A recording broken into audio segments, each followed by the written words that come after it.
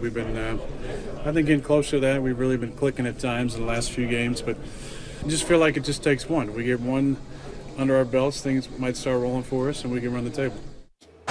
Run the table. How about it? They've lost 4 straight, and even with a victory tonight, they would remain 2 games behind the division-leading Lions. Max, will the Packers beat the Eagles tonight on Monday Night Football? I don't think they will. I think people are forgetting how good the Eagles looked early in the season, and I realize that when Lane Johnson's suspension kicked in, they fell apart. They fell apart. They're much more vulnerable as a result. However, they're at home. And the Packers' defense has given up 30 points in 4 straight games for the first time since 1953. That's pre-Lombardi. They've given up 40 points in consecutive games for the first time since 1952. The Packers' defense allowed Mariota to put up a 97 QBR and Kirk Cousins to put up a 94 QBR. Their defense is atrocious. And therefore, the Lane Johnson absence means much less. And I think Carson Wentz in this game will show again what he showed early in the season, that he is a special talent in spite of not having that protection on the O-line. Yeah, he may be a special talent, but he needs special help around him. When you look at the wide receiver position at this particular point, they are struggling on the outside.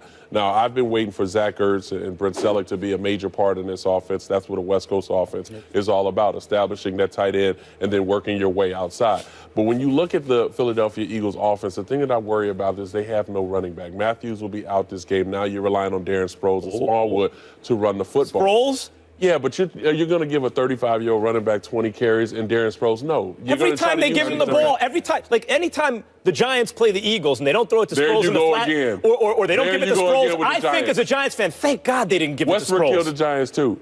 So that's out of this Sproles this is a conversation. bad dude, even at this age. So is Westbrook. But the whole thing about it, you need a pounder for a guy like Carson Wentz. There's somebody to establish the interior part of the running play so that now the play-action game plays a major part. But let's go to the defense of the Philadelphia Eagles. We're not talking about what Green Bay has on offense because they are powerful on offense. Lack of run game, yes. But now you have to stop Jordy Nelson. You have to stop Randall Cobb. You have to stop Adams. You have guys on the outside that can become a problem, especially playing against the Philadelphia Eagles, where their secondary has been exposed over the last couple of weeks. They need to get pass rush on Aaron Rodgers and be able to bring him down. But the way I worry about this game, and I'll be at the game, they're inducting Merrill Reese and Jeremiah Trotter into the Hall of Fame, so I will be there. And the thing that I worry about this particular game is what Philadelphia Eagles team will show up. Will it be the last 7 games? Or will it be the first 3 games? The things about this particular football team is everyone jumped on that bandwagon early on in the beginning because it was a rookie quarterback. He was playing well. Everybody around him was making plays. Defense was one of the best in the league. Now, all of a sudden, things change. Is it going to be the late type of Philadelphia Eagles team that we've seen with turnovers and things of that nature start to create themselves? Because that gives more opportunity for Green Bay. A couple of things I want to say. Glad you brought them brothers up. Congratulations. They deserve it. The voices of the Philadelphia Eagles, they've done a phenomenal job for many, many years. Both very, very well deserving. Having said all of that, let's get back to the Eagles because you've echoed points that I've made on numerous occasions on this show. Their wide receiver is a problem. Okay, now Ryan Matthews is not going to be out. They're the 27th ranked offense against with the pass. Why? Because Carson Wentz doesn't have anybody to throw it to. That's really what it comes down to. Jordan Matthews can play. We know that Sproles can still get it done, but really as a pass catcher out of the backfield as opposed to an obvious runner. So you don't have a bona fide runner. The Eagles' defense, I think, are behind the 8 ball because they don't have much help because their offense isn't giving it to them. That's the problem. That was the problem with Chip Kelly last year. We've learned. Personnel for the Philadelphia Eagles is not the issue. Malcolm Jenkins and the crew, they can obviously play. The bottom line is this. Because the offense can't get anything done and you've got guys out there an exorbitant amount of minutes, it's exposing the defense more like similar to last year when Chip Kelly was there than it did earlier in this season when in terms of pace of play, they were slower than almost everybody else. Then we take this into consideration. This guy Aaron Rodgers that we keep going off about, this guy Aaron Rodgers that hasn't been himself, this guy Aaron Rodgers that simply can't get it done. 25 touchdowns, just 7 interceptions, QBR 72. All I'm saying to you is this. He's still a bad dude. He's still a bad boy. The problem with Green Bay, that secondary. I watched them against the Redskins Everybody's last week. hurt. I'm just saying, I know that. But I'm just saying. But that's the reality. Donovan, listen, guys are hurt. But these are NFL players. Gunter, Goodman, and I could not believe how bad they were against the Redskins. Hyde, I was like this, my God, they're horrible. I mean, it was one of those things where you just found yourself as a neutral observer, because you know you're not a diehard fan of either team. You were like this. Damn, so doesn't y'all. that make, that's my point, that makes the Eagles' skills position players better than they should be. But their skill position players haven't appeared to be very skilled. They can't exploit that secondary? I'm just saying, we don't know. I'm just saying, we really don't know. Yeah, listen, I feel like they can't. They're not as bad as that secondary. Donovan brought up Zellick and Ertz, and he's right about that, because Brent Zellick and Zach Ertz can play. What the hell has happened to them this year? I don't know. Max, I don't know what has happened to them. I expected the Eagles to have a high-powered offense because of those two. Offenses get healthy against the Green Bay defense. That's my point. They get healthy, and you're right. The defense is exposed because in a pass-happy league, which this is, I don't care how good your secondary is. If you keep getting shots, you're going to start to win. It could happen. That offense could exploit the Packers. It could happen, but I got to see it. He can't turn the football over in this particular game. That's right. It could happen, but I got to see it. Maybe they'll play inspired with you in the house. That's not for like a championship ring ceremony, is it? It's not a Super Bowl ring ceremony. Wow, you going to go there with Oh, no, wait, it's Donovan, the Eagles. Go there with It's the Eagles. Done a lot more than the Eagles rest made of the us. playoffs later than the Giants have. We appreciate you. We'll see you next week. Have fun at the game tonight. Thank you so much. Stephen A., last week you said the Seahawks were the biggest threat to the Dallas Cowboys in the NFC. Well, yesterday they didn't live up to your expectations, as it was a low-scoring affair when they lost to the Bucs 14-5. Russell Wilson was sacked a season-high 6 times. This is their 3rd straight game this season without a TD. Seattle 2-3-1 on the road, and this was Earl Thomas's first game he's ever missed in his career. Stephen A., are the Seahawks still the biggest threat to the Dallas Cowboys? Yes, they are. Yes, they are. I'm not fazed. Mere bag of shells. It's no big deal. Listen, here's the deal. When you got teams like the Seattle Seahawks that have the kind of character that they have, getting punked this late in the season actually ends up being a good thing, because their pride kicks in, that bravado, that machismo, they say, and they raise up and respond to such challenges. They got punked yesterday. They got beat up, beat down, smacked around. Russell Wilson, it talks about here, our producer extraordinaire David Sabino. Let's give him some love post-Thanksgiving. I mean, he had enough love on Thanksgiving. See how big that boy is. Sabino's the best. Sabino's the best. I'm just saying, he's a big boy. Put him out there like that, man. This is all love. It's all love. He's a big boy. He's a big boy. He appreciates it. Here's the deal. You know. Let me tell you something. If you, the great researchers are always fat guys because they're sitting there by the computer. He's not fat, you guys. They're sitting there by the computer. He's not. They're sitting by the computer doing research. See, you crossed the line. I said he's a big boy. I didn't say fat. See what I'm saying? I said big boy. But that's the deal. David, that's Max. That's not me. Here's the deal. Love you, Dave. All right. I can't. Russell Wilson pressured on a career high 27 of his 45 dropbacks. That's 60%. He couldn't breathe all night long. They were all over him. What was he on third downs? Like 2 of 7, sacked 3 times on third downs. It was a long night for him. And you just look at them offensively. 5 points, only 151 yards passing. Your leading rusher was Russell Wilson. Who ran for 80 yards. Other than that, Rawls is something wrong with it. You better get. I'm telling you, Christian Michael knows what's coming back. Rawls is gonna be on the bench. Banged up O-line. Spent the least amount of money on that offensive I know line. that, but still in all, when you've got these other guys at certain junctures of the season that have stepped in, Rawls is gonna have to figure that out. In the end, what it comes down to is this.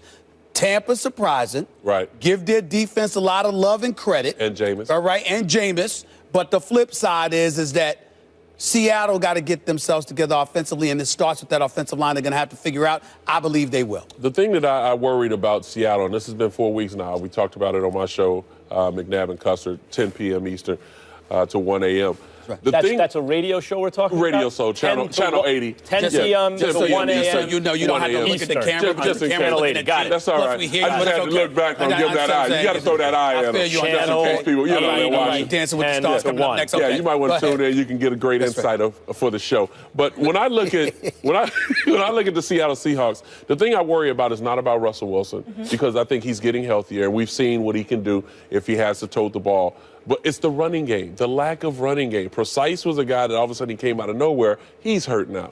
You talk about Rawls coming back. He's coming off of injury of the last 2 weeks. He still has to get the rust off of him. So now you're relying so much on Russell Wilson to do it all when you haven't heard much from Baldwin or Kurz. All of a sudden, Jimmy Graham is getting targeted more than 10 or 12 times in a game. So they have to be able to open that offense up. But when I look at the offensive line, they've been struggling all season. You can always say that Russell Wilson's not healthy. Well, if you don't have a healthy quarterback, that means he's a pocket passer. So offensive line has at least given him some time to be able to dissect the defense and go through his reads. But defensively was the one that I was really in question. How do you allow Jameis, Martin, and Mike Evans to come at you that way in that first half and play pretty much a flawless first half versus this defense? Yeah, Earl Thomas isn't in there, but Cam Chancellor's back. Avrill's in there. Richard Sherman is still there. I know Michael Bennett is on his way back, but this isn't the same team that we've seen over the last couple of years. It's a good thing that they lost, yes, at this particular point, because I thought it would have been a good thing if Dallas would have lost to Washington so that they can kind of recalibrate and come back together and understand going forward what they need to do. But I'm just a little worried going forward of what they're going to do in order to run the football. Marshawn Lynch plays so much of a big dividend for them because he was able to tote it on the first and second down. But they need somebody to carry the load, at least 15 carries, strong carries, to average 3.5, maybe 4.5 yards a pop. I'm glad you brought up Marshawn Lynch because they're really missing beast mode. And usually with teams that have star running backs, people overestimate the impact of the running back because it has to do more with the offensive line. And there are a lot of running backs that are interchangeable in football. Put them behind a good offensive line, they look good. A bad offensive line, not so good. Look at Todd Gurley right now. He's very talented, but struggling. Beast mode made a big difference. But this is why I think the Seahawks are a legitimate threat to the Cowboys. And it makes me sick, by the way, that we start with the premise that, we just assume it's implicit, right? The Cowboys are the team to beat. Right. Like, we are now living in that world, unfortunately. You're not going to lead into that's the way it goes. Giants win, and all of a sudden they win the NFC East. Oh, God, please. All right, anyway, the point is, here's the problem with the Cowboys. They can't get pressure on the quarterback. Right. That's their Achilles heel. I'm not saying it will be their undoing, but if they are to be undone, that will probably be the problem. Now, the Seahawks, the philosophy in Seattle seems to be, we are not going to invest a lot in our offensive line, either in terms of draft picks until very recently or money. We're going to hope that through the course of the season, they play together enough that they develop chemistry and get to be adequate. That was happening until this last game, where Russell Wilson won very good. You know why? He got sacked 6 times because they can't protect him. So that's a problem, unless you're playing against a team that can't get pressure on the other quarterback. Suddenly, the Cowboys are going to make the Seahawks offensive line better than it is. And to me, more than anything, more than not having Marshawn Lynch there anymore, more than the defense not showing up, as you mentioned, the number one issue with Seattle is the offensive line and their ability to protect Russell Wilson, even more than block for the run. Let me interject. If the Cowboys can't really exploit that, the Seahawks could beat them. Here's the deal. Looking at the Seahawks schedule, you realize they only have 2 road games left? At Green Bay, ain't that tough these days. At San Francisco, forgive me. I don't think I should be too worried. You got home games against Carolina, the Rams, Arizona. Those are divisional games, so we'll give it its due respect and recognize it could potentially be tough. But if you're the Seattle Seahawks and you've got your horses and they're in that lineup and on that field, you should beat 4 of the next 5 opponents that you're going up against. So we're talking about an 11-3-1 season, a number 2 seed in the NFC, and essentially a championship game in the NFC championship game, assuming the Cowboys live up to the hype and make it there. The Cowboys hosting an NFC championship game with Seattle being the ones to visit. I don't think that that's something that anybody can ignore. I love what I'm seeing from Atlanta. Their offense is high-powered, no doubt.